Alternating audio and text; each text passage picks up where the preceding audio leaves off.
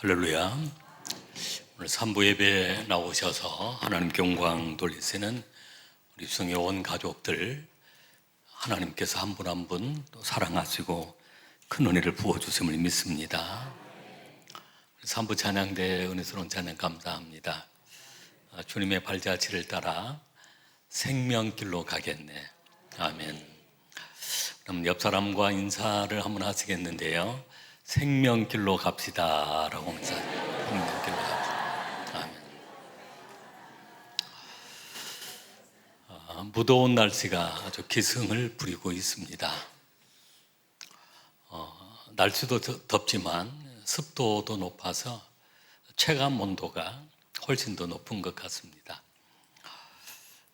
최근에 보니까 그 체감 온도 이렇게 나오는 게 한 37도까지 이렇게 올라간 것 같습니다.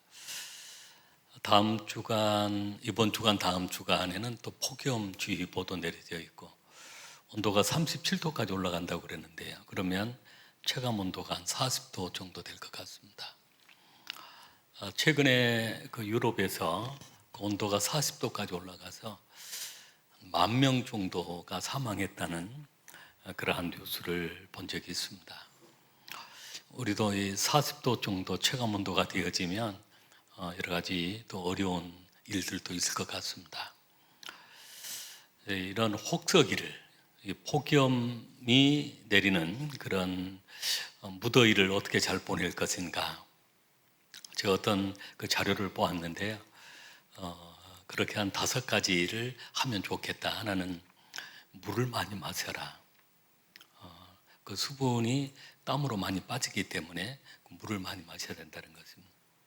오늘부터 여러분 물을 많이 마시고, 그리고 밖에 활동하는 것을 자제해라. 이게 너무너무 뜨거우니까 그 밖에 활동을 자제를 해라. 그리고 세 번째는 쉼을 가져라. 그래서 너무 더운 시간에 막 계속 활동하는 것보다는 쉼을 갖는 시간, 체력을 보충할 수 있는 그 쉼을 갖는 시간이 필요하다는 것입니다. 그리고 에너지가 많이, 체력이 많이 소모가 되기 때문에 음식도 적절하게 잘 먹어야 된다는 것입니다. 그래서 삼계탕도 드시고 그런 것 같습니다. 그리고 이제 중요한 것은 우리 어르신들이, 기력이 약해져 있는 어르신들 잘 살펴보아야 된다는 것입니다. 부모님이나 또 우리 목장이나 주변의 어르신들이 잘 계신지, 안녕하고 계신지, 안녕하신지 전화도 해보고 또 찾아뵙기도 하고, 순간적으로 쓰러지는 그런 경우들도 많이 있다는 것입니다. 이런 그 혹서기를 우리가 잘 넘기고, 또 특별히 이번 주간 또 다음 주간까지 교회 다음 세대 행사가 많이 잡혀져 있는데 하나님께서 도우시고 또 지키시고 은혜를 더하여 주실 줄로 믿습니다. 우리 인생의 삶 속에 많은 시련과 고난의 때가 있습니다. 그런 고난과 시련을 당할 때 이런 2가지 질문을 하게 되어집니다. 하나님이 지금도 나를 사랑하고 계실까? 2번째 질문은, 하나님이 나를 사랑하신다면 왜 이런 시련이 나에게 일어나고 있을까? 라고 하는 그러한 의문점을 갖게 되어지고 또 그런 질문을 하게 되어집니다. 여러분 가운데에서도 그런 질문을 하시는 분들도 있을 것입니다. 뜻하지 않는 인생의 여러 가지 시련들이 찾아오기 때문에 건강의 시련을 만나는 경우도 있고, 또 사랑하는 사람이 먼저 떠나는 그런 시련을 만나는 경우도 있고, 경제적인 시련을 만나는 경우, 자녀들이 속을 썩히고 말을 안 듣는 그런 자녀들로 인해 시련을 당하는 그런 경우도 있고, 여러 가지 우리 인생의 그 시련을 만나게 되어지는데, 그런 시련 가운데 하나님 정말로 나를 사랑하고 계십니까? 왜 이런 일들이 나에게 일어나고 있습니까? 라고 하는 그런 질문을 하게 되어지는데, 그 해답을 오늘 우리가 봉독했던 말씀 이사야 43장의 말씀을 통해서 우리에게 그 해답을 주고 있는 것입니다. 이스라엘 백성들이, 특별히 남유다 백성들이 하나님의 택함을 입은 백성들이었는데 그들이 하나님을 거역하고 불순종하고 우상을 숭배하다가 결국은 하나님께서 바벨론이라고 하는 이방 강대국을 통해서 그들을 멸망시켜 버린 것입니다. 그들이 다 포로로 끌려간 것입니다. 예루살렘이 파괴되고 성전이 불타버리고 왕이 두 눈이 빼인 채로 잡혀가게 되어지고 귀족들도 포로가 되고 다음 세대 우리 자녀들이 포로로 끌려가 있는 그런 어려움, 아픔을 겪게 되었던 것입니다. 그들은 절망하게 되어지고 그들은 바벨론 강가에 모여서 울면서 하나님 앞에 통곡을 하게 된 것입니다. 시편 137편에 보면 우리는 바벨론 강가에 모여서 울었다라고 얘기를 합니다. 이제 우리는 끝났다. 우리 앞이 보이지 않는다. 이 포로 생활 가운데 우리가 끝나는 것인가? 그들이 절망하고 낙심하고 있을 때 하나님은 이사야 선지자를 통해서 여전히 내가 너를 사랑한다라고 말씀하고 있습니다. 여러분, 그렇습니다. 성경 66권을 한 문장으로 요약을 한다면 하나님께서 내가 너를 사랑한다라고 하는 말씀입니다. 할렐루야. 오늘 여러분 하나님의 그 사랑을 받으시길 바랍니다. 누릴 수 있기를 바랍니다. 하나님이 내가 너를 사랑한다라고 말씀하시는데 첫 번째는 실패한 백성들을 여전히 부르시고 내 것이라고 말씀하시는 것입니다. 실패한 이스라엘 백성들을 하나님은 여전히 사랑하고 있다라고 말씀하고 계시는 것입니다. 이사야 43장 1절 말씀을 우리 같이 읽겠습니다. 야곱아, 너를 창조하신 여호와께서 지금 말씀하시느니라. 이스라엘아, 너를 지으신 이가 말씀하시느니라. 너는 두려워하지 말라. 내가 너를 구속하였고 내가 너를 지명하여 불렀나니 너는 내 것이라. 아멘. 하나님께서 그 바벨론 포로 생활하고 있는 그 이스라엘 백성들, 그들을 향하여 아주 따뜻하게 다정하게 야곱아, 이스라엘아, 내가 너에게 말씀한다. 너를 지으신 이가 말씀하느니라라고 하면 두려워하지 말라. 내가 너를 구속하였고 내가 너를 지명하여 불렀나니 너는 내 것이라 라고 말씀하십니다. 막 이 실패자야 라고 그렇게 얘기하지 않습니다. 야곱아, 이스라엘아, 다정하게 불러주시면서 두려워하지 말라. 그들이 바벨론 포로 생활 가운데 얼마나 좀 그 두려움이 무서운, 두려움이 엄습해 오는 것입니다. 여러분, 사람이 살아가면서 본능적인 두려움을 가지고 살아가고, 그 두려움이 더 강해지면 공황장애가 오기도 하고 또 더 심해지면 우울증이 오기도 하고, 그래서 그 두려움 때문에 삶을 포기해버리는 그런 사람들도 있는 것입니다. 사람이 이렇게 태어나면서부터 두려움을 가지고 태어난다고 그럽니다. 사실은 모태에 있을 때 사랑만 받고 10달 동안 모태에 있으면 좋은데 여러 가지 환경, 그 다 부모의 그 상황들을 모태에 있는 아이가 느낀다고. 그 태교를 중요하게 여기는 것도 그렇습니다. 막 그 부모가 싸움을 하면서 그런 그 상황을 그 어머니를 통해서 그 아이가 느낀다는, 불안을 느낀다는 것입니다. 두려움을 느낀다는. 특별히 그 가정 가운데 그 아이를 가져야 되느냐 말아야 되느냐, 낳아야 되느냐 말아야 되느냐, 그런 상황을 가졌을 때는 더 아이가 불안감을 느낀다는 것입니다. 내가 살아남을 수 있을까? 그런 생각을 갖는다는 거예요. 그리고 아이가 태어날 때 막 울면서 태어나고, 태어나자마자 울지 않아요. 그것은 그 어머니로부터 분리되니까 어머니 뱃속에서 탯줄로 연결되어 있다가 탯줄을 자르고 분리되니까 그 분리의 불안감, 그리고 어머니 뱃속에서 아주 평안히 있었는 조용한 가운데 있었는데 태어나자 보니까 너무 시끄럽고 복잡한, 내가 이 세상은 어떻게 살아갈까 하면 그냥 두려워서 막 운다는 것입니다. 어떤 심리학자가 사람이 살아가면서 그 두려움, 느끼는 두려움을 얘기를 이렇게 기록을 해놓은 걸 보았는데, 고통의 두려움이 있다는 것입니다. 육체의 고통이라든지 어떤 마음의 상처의 그런 고통을 가지고 두려워한다는 것입니다. 교회 안에도 우리가 그 암 환자, 암 투병하시는 분들, 특별히 항암 주사를 맞고 계시는 분들도 계시는데, 오늘 하나님께서 두려워하지 말라, 내가 너와 함께 할 것이다, 내가 너를 치료할 것이다, 위로하시는 주님의 음성을 들을 수 있기를 바랍니다. 제가 한 25년 전에 한 목사님을 통해서, 그분이 위암이 갑자기 걸렸습니다. 투병 생활을 하면서 그 항암 주사를 맞게 되어지는데 그런 얘기를 하시더라고요. 그 간호사가 그 항암 주사를 놓으려고 이제 주사를 놓으려고 병실로 들어오면 간호사가 막 무섭다는 거예요. 왜냐하면 그 주사가 얼마나 고통스러워. 심지어는 그 살기가 느껴진다고 그러더라고요. 그만큼 두려움이 엄습해 온다는 것입니다. 그 목사님은 결국은 항암 주사를 다 맞지를 못하고 중간에 중단을 했었습니다. 어떤 그런 고통의 두려움을 누구나 느끼게 되어집니다. 하나님의 위로하심을 통해 그런 질병 가운데 고통을 당하는 사람, 하나님이 붙잡아 주실 줄로 믿습니다.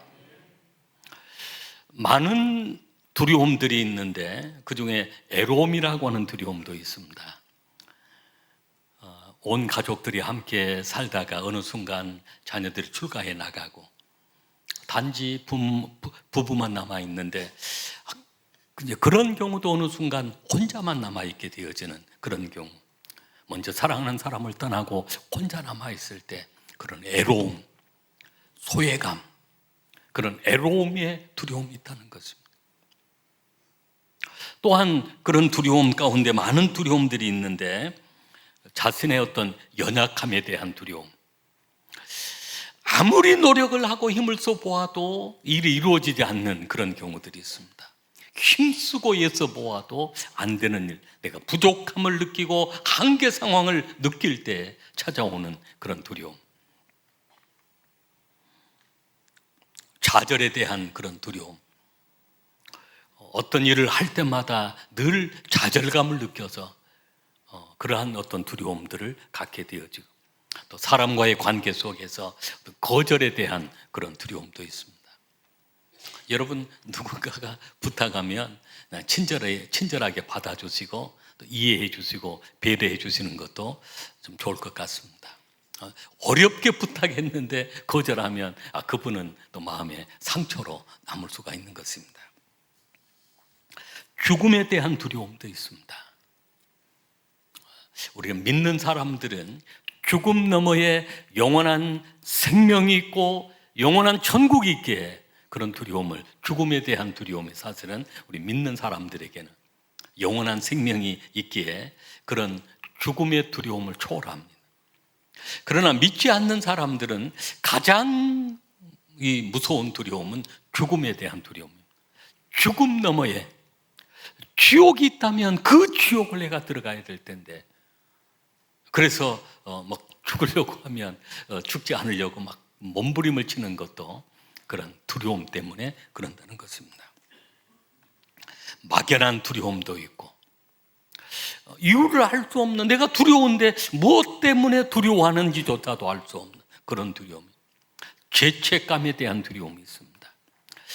모든 사람이 다 죄를 범해서 하나님의 영광에 이르지 못하더라고 했는데, 원죄가 있고 우리가 살아가면서 이런저런 죄를 짓고 살아가는데, 그런 두려움, 오늘 이사야 1장 18절 말씀을 보면 그런 말씀이 나옵니다. 오라 우리가 서로 변론하자. 너희 죄가 주홍 같을지라도 흰눈같이 희게 하리라. 진홍같이 붉을지라도 양털같이 희게 되리라 라고. 그런 두려움을, 요한일서 1장 9절 말씀 속에도 우리가 우리 죄를 자백하면 저는 미쁘시고 의로우사 우리 죄를 사하시고 우리를 모든 불의에서 깨끗게 하실 것이며 라고. 할렐루야. 여러분, 이런 두려움 속에 살아가는데 오늘 하나님의 말씀은 두려워하지 말라. 내가 너를 지명하여 불렀다. 너는 내 것이다 라고 말. 여러분, 우리가 예수를 믿고 구원받은 것, 누군가가 전도도 했고 우연히 나오기도 했고 이런저런 경우에 신앙생활을 시작하는 경우가 있습니다만, 사실은 먼저 하나님이 우리를 택하시고 우리 한 사람 한 사람 하나님의 이름을 불러서 불러주셨기 때문입니다. 하나님께서 그 아브라함을 향하여 아브라함아 아브라함아 부르시고 그 아브라함을 불러내 주신 것처럼, 호렙산에서 모세를 향하여 모세야 모세야 하시면서 모세에게 사명을 주신 것처럼, 하나님께서 그 사울을 부르실 때도 사울아 사울아 사울을 불러주신 것입니다. 사무엘을 향하여서 성전에서 사무엘아 사무엘아 하시면서 사무엘을 불러주신 것, 지명하여 불렀다는 것. 여러분, 세상에 한 70억 인구가 살아간다면 오늘 유일하게 한 사람 한 사람 저와 여러분의 이름을 불러주시고 우리의 이름을 기억해 주시고 하나님이 우리를 지명하여 불러서 너는 내 것이다, 하나님의 소유를 삼아주신 것입니다. 여러분, 이때가 우리가 성공할 때 우리를 꼭 부르신 것이 아닙니다. 주로 좌절하고 절망하고 실패했을 때라도, 이스라엘 백성들이 바벨론 포로 생활 가운데 있었는데 여전히 하나님은 내가 너를 사랑한다, 내가 너를 지명하여 불렀다, 너는 내 것이다 말씀하신 것입니다. 왜 하나님이 우리를 이렇게 사랑하실까요? 우리가 하나님의 자녀이기 때문에 그렇습니다. 우리 부모가 자녀들을 사랑할 때 공부 잘해서만 사랑한 것이 아닙니다. 착해서만 사랑한 것이 아닙니다. 부모가 자녀를 사랑하는 것은 그 자녀가 바로 내 자녀이기 때문에 사랑하는 것입니다. 할렐루야. 오늘도 하나님은 우리 한 사람 한 사람을 사랑하시고 지명하여 불러주시고 오늘 하나님 소유 너는 내 것이다, 하나님은 하나님의 소유로 삼으시고 소유는 특별히 보호하신다는 것입니다. 여러분 한 분 한 분을 하나님이 보호해 주심을 믿으시길 바랍니다. 두 번째는 하나님의 사랑은 시련 가운데 함께 해 주시는 사랑입니다. 2절과 3절 말씀을 같이 읽겠습니다. 내가 물 가운데로 지날 때 내가 너와 함께 할 것이라. 강을 건널 때 물이 너를 침몰하지 못할 것이며 내가 불 가운데로 지날 때 타지도 아니할 것이요 불꽃이 너를 사르지도 못하리니 대저 나는 여호와 내 하나님이요 이스라엘의 거룩한 이요 내 구원자임이라. 내가 애굽을 너의 속량물로 구수하스바를 너를 대신하여 주었노라. 아멘. 그 이스라엘 백성들이 늘 시련이 있었습니다. 고난이 있었습니다. 여러분, 하나님의 자녀라고 해서 고난이 없는 것이 아닙니다. 하나님의 자녀라고 해서 시련이 없는 것이 아닙니다. 그들이 물 가운데로 지날 때가 있었습니다. 불 가운데로 지날 때가 있었습니다. 물이 너를 침몰하지 못하고 불꽃이 너를 사르지 못할 것이다. 아멘. 하나님은 그 시련 가운데 함께 해주시겠다. 내가 물 가운데로 지나고 있느냐? 그럼 물의 시련을 당하고 있느냐? 불 가운데로 지나고 있느냐? 주님이 함께 하셔서 함께 하신다는 것입니다. 이스라엘 백성들이 출애굽을 하고 모세가 이스라엘 백성들을 출애굽을 시켜서 하나님 인도하심을 따라 약속의 땅 가나안 땅을 향하는데 광야 길을 가야만 했었습니다. 그 광야의 길 가운데 하나님이 함께 하신 것입니다. 구름 기둥으로 인도하시고 불 기둥으로 인도하셔서 늘 하나님의 임재를 경험하게 하십니다. 홍해바다 앞에 이르렀을 때 앞에는 홍해바다가 가로막혀 있습니다. 뒤에는 애굽 군대가 추격을 해오고 있습니다. 모세로 하여금 손을 들고 기도하게 하고 밤새도록 기도하니까 그 바다, 홍해바다가 육지처럼 길이 열리는데 양쪽에 물벽이 쫙 세워지고 이스라엘 백성들이 물 가운데로 지나가게 된 것입니다. 물 가운데로 지나가는데 물이 침몰하지 못하도록 하나님이 막아주시는 것입니다. 함께 주신 것입니다. 애굽 군대가 그것을 시험하다가 이스라엘 백성들을 뒤를 따라 추격을 하고 우리도 물 가운데로 지나가 보자라고 그 속에 들어갔지만 결국은 애굽 군대는 다 수장돼 버리고 말았던 것입니다. 할렐루야. 여러분, 오늘 우리가 물 같은 시련을 만날 수가 있습니다. 그 순간에 하나님 우리를 사랑하시는데 함께 하신다는 것입니다. 불 가운데로 지날 다니엘은 사자굴 속에까지 들어갔습니다. 사자의 그 발톱을 하나님이 다 막아버리신 것입니다. 다니엘의 세 친구 사드락 메삭 아벤누고는 불 속에 불 가운데로 들어가 불꽃이 사르지 못하도록 하나님이 함께 하시고 하나님이 보호해 주신 것입니다. 하나님의 사랑이 그렇습니다. 오늘 우리의 삶이 시련을 만날 때 실패했을 때에도 하나님이 우리와 함께 하셔서 너는 내 것이라 말씀하시고 시련의 길을 걸어가는 그 순간에도 하나님은 우리의 손을 붙잡아 주시는 것입니다.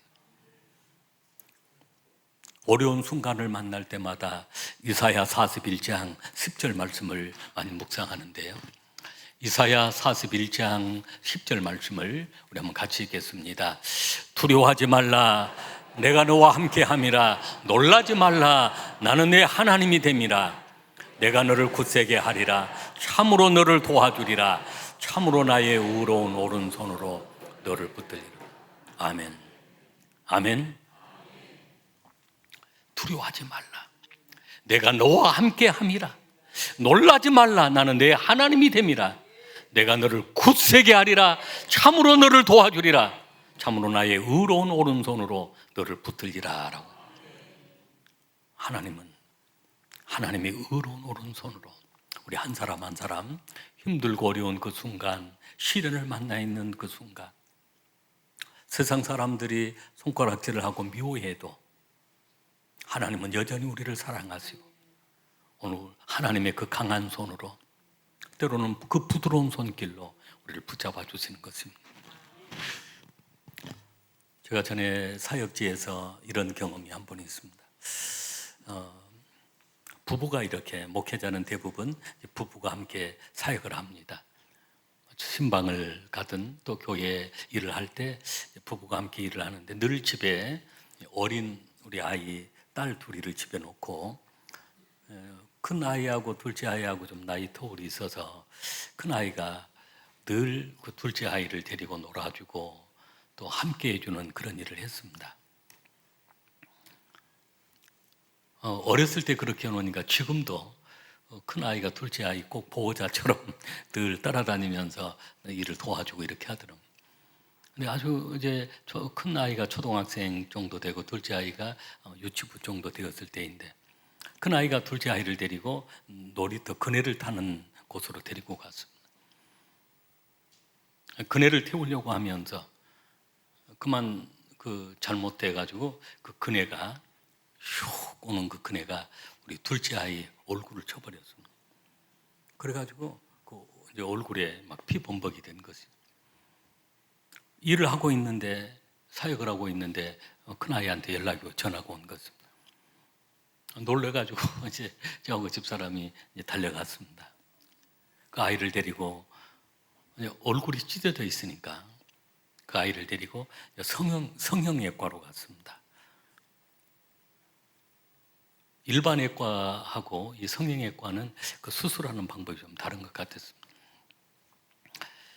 그 아이를 데리고 성형외과를 갔는데 이제 그 아이가 계속 울어대는 것입니다. 얼굴에 피범벅이 되어 있고 이제 그 아이를 얼굴을 꾸며야 되는데, 그러니까 그 간호사가 저한테 아빠가 들어오라는, 그 수술하고 있는 그곳으로 들어오라는 것입니다. 제가 들어갔는데 이제 의사가 이렇게 그 아이 그 얼굴을 이렇게 꾸미고 있는데 막 계속 아이가 막 울어대니까 제가 그 아이 손을 잡았습니다. 얼마나 아프니? 얼마나 무섭니? 하고 제가 손을 꼭 잡고 있으니까 그때부터 아이가 그 울음소리가 그쳐지는 것입니다. 의사는 열심히 수술을 하고 있는데 어느 사이에 그 아이가 잠이 들었습니다. 전신 마취가 아니고 얼굴 부분 마취를 시키고 수술을 하는데 내가 손을 꼭 잡고 있으니까 잠이 든 거예요. 그리고 수술이 잘 마쳐졌는데 지금도 그 둘째 아이 얼굴을 보면 그 흔적이 남아 있습니다. 우리 하나님께서 우리 인생이 가장 힘들고 어려울 때 홀로 두지 아니하시고 주님의 오른손으로 내가 너를 붙잡아 주마, 내가 너와 함께 해주마, 늘 우리와 함께 해주시는 것입니다. 그렇습니다. 우리가 여러 가지 우리 인생의 시련을 만날 때 물 가운데로 지나고 불같은 그런 시련이 있어도 오늘 하나님은 우리와 함께 해주신다. 임마누엘의 은혜를 부어주시는 것입니다. 할렐루야. 마지막 세 번째는 하나님의 사랑은 우리의 미래를 보십니다. 4절 말씀부터 7절 말씀까지 같이 읽겠습니다. 내가 내 눈에 보배롭고 존귀하며 내가 너를 사랑하였은즉 내가 내 대신 사람들을 내어주며 백성들이 내 생명을 대신하리니 두려워하지 말라. 내가 너와 함께하여 내 자손을 동쪽에서부터 오게 하며 서쪽에서부터 너를 모을 것이며 내가 북쪽에게 이르기를 내놓으라, 남쪽에게 이르기를 가두어두지 말라. 내 아들들을 먼 곳에서 이끌며 내 딸들을 땅끝에서 오게 하며 내 이름으로 불려지는 모든 자 곧 내가 내 영광을 위하여 창조한 자를 오게 하라. 그를 내가 지었고 그를 내가 만들었느니라. 아멘. 할렐루야. 이스라엘 백성들, 그 남유다 백성들 바벨론 포로로 끌려가 있을 때 사람들은 그들을 포로라고 했습니다. 패배자라고 했습니다. 그들 스스로도 이제 우리는 끝났다, 앞이 보이지 않는다, 미래가 보이지 않는다, 이곳에서 죽을 것이고 우리 자녀들도 이곳에서 노예처럼 포로로 살 것이다. 그들이 절망했습니다. 스스로 절망하고 있고 또 세상 사람들도 그들을 향하여 패배자로 포로로만 불렀습니다. 그런데 하나님은 이스라엘 백성들의 미래를 본 것입니다. 너는 보배롭고 존귀한 내 자녀다. 그들의 미래를 본 것입니다. 여러분, 그렇습니다. 하나님은 우리의 미래를 보고 계십니다. 우리의 미래를 보시고 그렇게 불러주시는 것입니다. 4절 말씀을 우리 다시 한번 4절 말씀을 읽겠습니다. 내가 내 눈에 보배롭고 존귀하며 내가 너를 사랑하였은즉 내가 내 대신 사람들을 내어주며 백성들이 내 대신 내 생명을 대신하리니. 만약에 죽어야 할 그 자리가 있다면 너를 대신해서 이방 사람들을 내어줄 것이다. 내 눈에 너는 보배롭고 존귀하다. 너를 사랑하기 때문이다 라고 말씀하신 것입니다. 사랑하는 성도 여러분, 우리는 하나님의 사랑을 받고 살아가고 있습니다. 하나님은 우리 한 사람 한 사람 미래를 보신 것입니다. 베드로가 실패했을 때, 실패하고 있을 때 베드로로만 보는 것이 아니라 반석으로 보았습니다. 그리고 그 베드로를 향하여서 너는 반석이다. 내가 이 반석 위에 내 교회를 세울 것이다. 베드로의 믿음의 고백 위에 이 땅에 교회들이 세워지게 한 것입니다. 하나님은 미래를 보신 것입니다. 사울에게도 사울로만 보지 않았습니다. 사울은 교회를 핍박자였고 성도를 옥에 가두는 사람이었지만 그런 사울로만 보는 것이 아니라 사도 바울로 본 것입니다. 사울아 사울아 부르시고 그로 하여금 사도 바울이 되어서 이 땅에 복음을 전하는 사도로 쓰임받게 하신 것입니다. 하나님은 우리의 현재만 보지 않습니다. 우리의 과거도 보지 않습니다. 우리의 미래를 보시고 너는 나의 보배로운 자녀다 라고 말씀하시는 것입니다. 어느 조각가가 큰 바위를 가져다가 그 사자상을 조각을 하게 되었습니다. 사람들은 큰 바위를 바라보았지만 거기서 무엇이 나올지 아무도 몰랐습니다. 근데 조각가가 열심히 조각을 하고 나니까 위대한 작품 사자상이 나왔는데 사람들이 물어보았습니다. 어떻게 이 바위가 이렇게 위대한 작품이 되었습니까? 그 조각가는 그렇게 얘기를 합니다. 저희는 바위를 볼 때 바위로만 보지 않고 그 속에 들어있는 사자상을 보았습니다. 그리고 그 사자상이 아닌 부분만 내가 잘라낸 것입니다. 그래서 위대한 작품이 나오게 된 것입니다. 여러분 그렇습니다. 하나님이 바라보실 때 오늘 우리의 미래를 바라보시는 것입니다. 하나님의 자녀됨을 보배롭고 존귀한 하나님의 자녀로 바라보신 것입니다. 오늘 이렇게 하나님의 축복을 받은 이 자녀들이 어떻게 살아야 할까요? 7절에 보면 우리 7절 말씀을 다시 한번 읽겠습니다. 내 이름으로 불려지는 모든 자 곧 내가 내 영광을 위하여 창조한 자를 오게 하라. 그를 내가 지었고 그를 내가 만들었느니라. 하나님이 절망 가운데 있는 우리를 불러주시고 너는 내 것이다 말씀하시는 이유가 있습니다. 좌절하고 절망하고 있을 때, 물 가운데로 지나고 불 가운데로 지날 때 주님이 함께 하시고 우리를 구속하시고 구원해 주신 이유가 있습니다. 우리의 미래를 보시고 너는 하나님의 영광을 위하여 살 자라라고 하는 말씀입니다.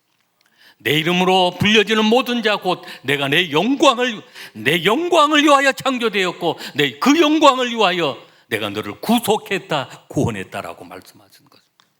이제 우리의 삶은 이런 하나님의 사랑을 받았기에 날마다 하나님의 영광을 위하여 살아가야 될 줄로 믿습니다. 오늘 말씀을 마치려고 합니다. 하나님은 실패한 우리를 향해서도 너는 내 사랑하는 아들이다, 너는 내 것이다 말씀하십니다. 위험한 순간, 시련의 그 순간에도 물 가운데로 불 가운데로 지날 때에도 하나님이 함께 하시고 지켜주시는 것입니다. 그리고 우리의 미래를 보시는 것입니다.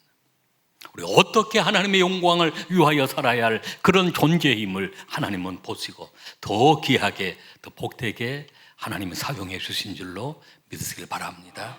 기도하시겠습니다. 거룩하신 하나님, 자비로우신 하나님 감사합니다.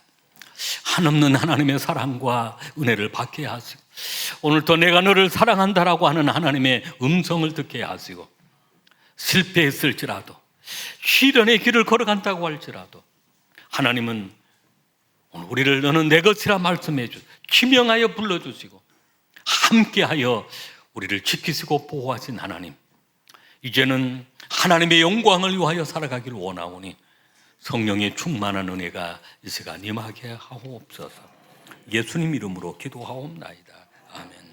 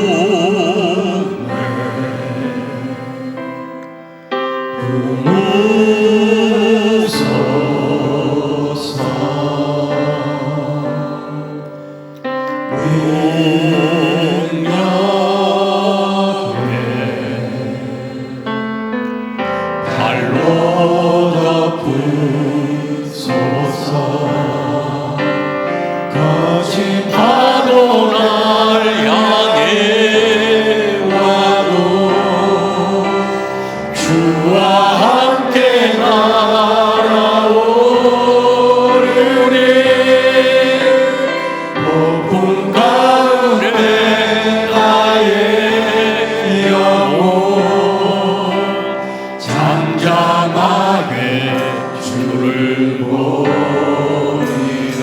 한번 부모주시는 집에 그 사랑하고 함께 고백하며 나가겠습니다. 주품에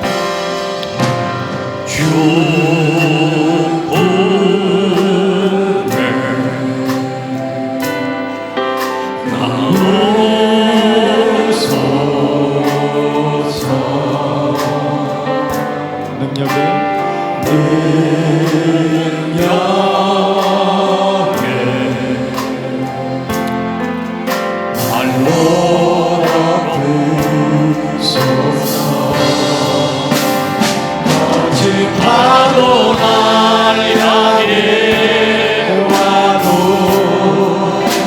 주와 함께 날아오리 폭풍 가운데 나의 영혼 잠잠하게 주를 보리라. 주님 안에